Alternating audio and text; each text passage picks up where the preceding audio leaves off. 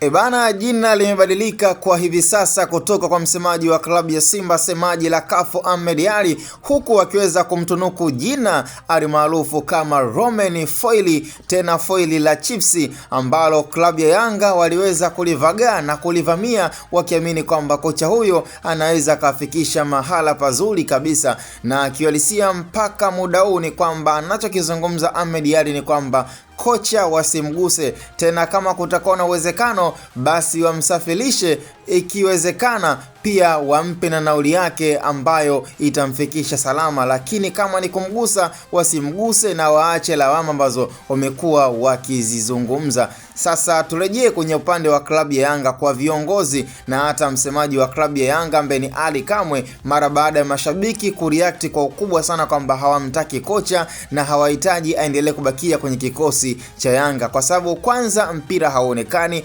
hakuna mfumo wote unaochezeka. Kwa hiyo mwisho wa siku najikuta kwamba ni fitness tu za wachezaji na uwezo binafsi wa wachezaji, lakini hakuna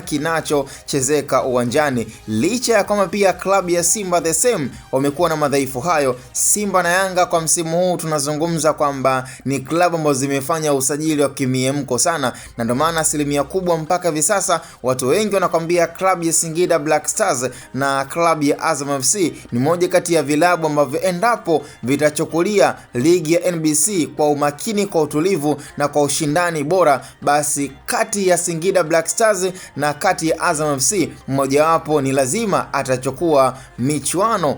na anaweza kuchukua kombe hili la ligi ya NBC. Huu ni ukweli ambao unauma, lakini kwa Simba na Yanga wamefanya usajili ambao ni mbovu na ambao pia sidhani kama unaweza kufanikisha kuweza kuchukua ubingwa wa ligi ya Tanzania kutokana pia tu na madhaifu mengi.